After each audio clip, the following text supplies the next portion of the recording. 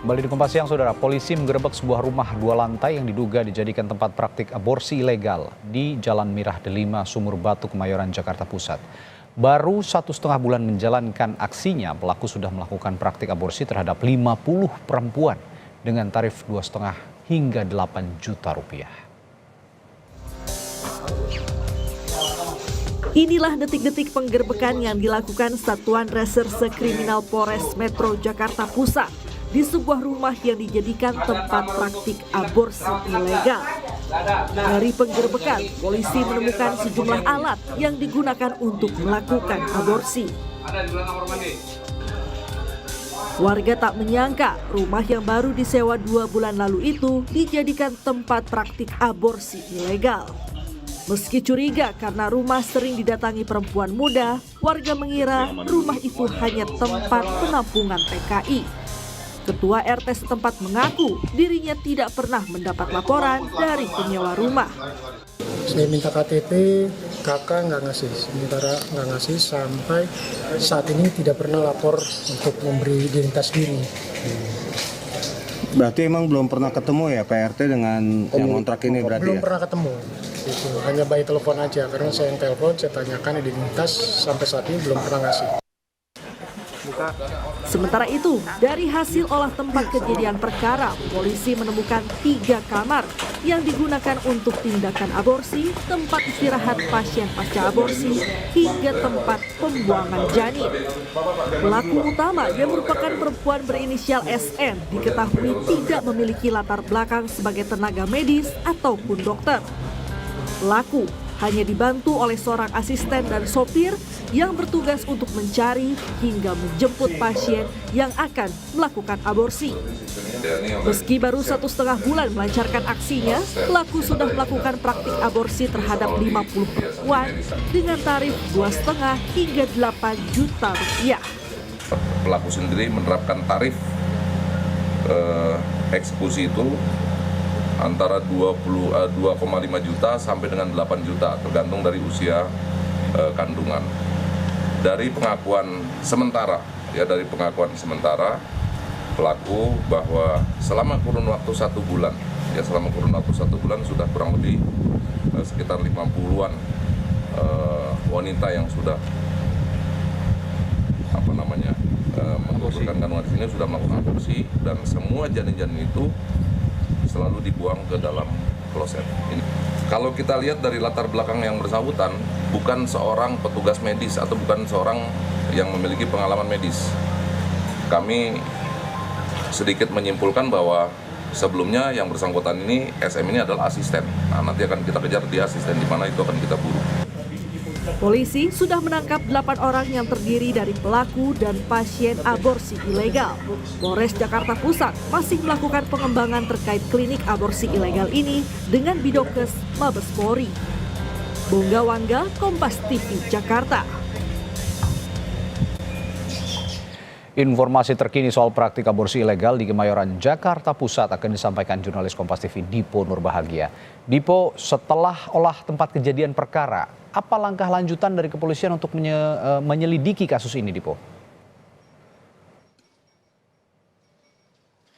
Tentu akan ada sejumlah hal yang kemudian akan dilakukan oleh polisi. Ini juga sudah kami konfirmasi, Radi dan juga saudara, kepada Ketua RT setempat yang mengaku bahwa aparat kepolisian atau dalam hal ini adalah Polres Jakarta Pusat sudah menginformasikan kepada Ketua RT setempat bahwa pada hari Senin pekan depan akan dilakukan penyedotan septic tank. Tentu hal ini menjadi penting karena kalau kita tahu pada hari kemarin selain dilakukan penggerebekan, kemudian juga sudah dilakukan olah TKP, tetapi memang yang masih belum dilakukan adalah penyedotan septic tank.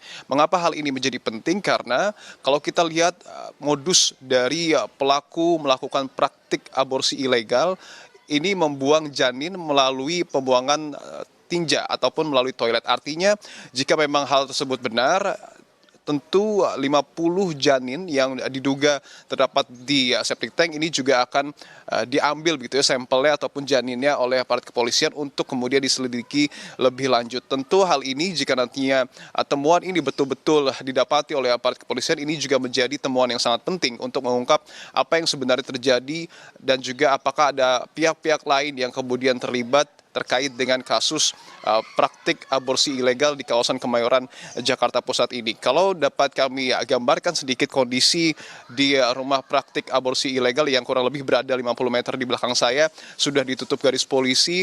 Seperti yang tadi kami sebutkan, sudah ada olah TKP yang dilakukan oleh polisi pada hari kemarin. Tadi pun kami melihat ada satu tutup aliran air begitu ya yang sudah dibuka oleh polisi. Tentu ini juga untuk mengecek apakah ada janin ataupun ada hal-hal lain yang berkaitan dengan praktik aborsi ilegal yang dibuang melalui saluran dalam tanda kutip pencuci tangan begitu. Karena tentu saluran septic tank dan juga saluran lainnya ini tentu dipisahkan. Nah, nanti pada hari Senin pekan depan saluran septic tank ini yang kemudian akan disedot dan juga akan dilihat apakah ada temuan janin di dalam septic tank tersebut. Selain itu juga yang menarik untuk kita lihat adalah bagaimana kemudian pelaku berinisial SN ini juga nampaknya memang baru 1,5 bulan hingga kurang lebih 2 bulan lah mengontrak di kawasan ini, mengontrak di rumah bernomor 14. Tapi yang menarik adalah bahwa sudah ada 50 pasien yang kemudian datang begitu ya untuk melakukan aborsi yang dilakukan oleh pelaku utama berinisial SN ini sendiri. Artinya kalau kita lihat dari jumlahnya saja, bahkan dengan tarif 2,5 hingga 8 juta rupiah dalam kurun waktu 1 hingga 2 bulan, ini sudah ada uang bernilai ratusan juta rupiah yang kemudian mengalir ke kantong pelaku. Ada 3 pelaku yang kemudian juga bekerja sama dalam praktik ini. Nah, tentu hal-hal ini yang kemudian nanti akan dikuak, akan didalami oleh aparat kepolisian. Apakah ini merupakan suatu sindikat atau memang hanya praktik dalam tanda kutip secara mandiri begitu, karena kalau kita lihat dari nilainya saja ini sudah dapat dikatakan cukup fantastis, Radi. Baik, di pos sejauh ini pihak mana saja yang sudah diperiksa polisi? Jika demikian, jika memang saat ini polisi masih mengembangkan penyelidikan. Tentu para pelaku yang sudah ditangkap ataupun sudah diamankan oleh polisi ini juga sudah dimintai keterangannya. Ada 3 orang yang kemudian bekerjasama dalam melakukan praktik aborsi ilegal ini. Yang pertama adalah pelaku utama berinisial SN, kemudian 2 orang lainnya dalam tanda kutip ini adalah asistennya, karena yang satu wanita juga begitu berusia kurang lebih 33 tahun ini juga bertugas sebagai orang yang mencari pasien. Kemudian satu lagi pria ini adalah supir online begitu ya yang kemudian disewa dan bertugas untuk mengantar jemput para pasien yang hendak melakukan aborsi di kawasan ini. Tetapi yang juga sudah dikonfirmasi keterangannya adalah ketua RT setempat. Apa yang kemudian disampaikan oleh ketua RT setempat ini tidak kalah penting karena menyangkut pola perilaku ataupun tindak tanduk dari pelaku utama selama dirinya mengontrak kurang lebih 2 bulan di kawasan ini.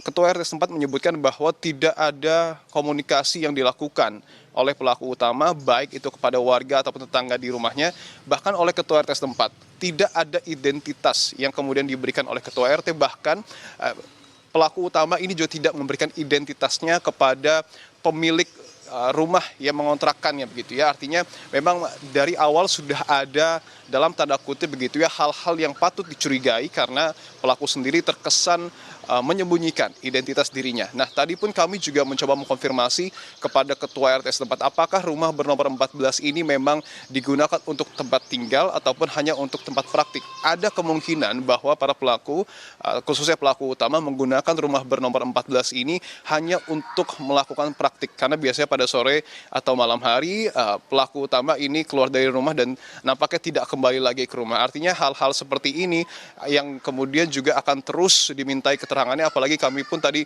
mencoba mengkonfirmasi apakah penguakan kasus ini berasal dari laporan warga ataupun tidak. Nah, ada kemungkinan juga ini adalah pengembangan kasus yang saat ini tengah dilakukan oleh pihak dari Polres Jakarta Pusat, Radi.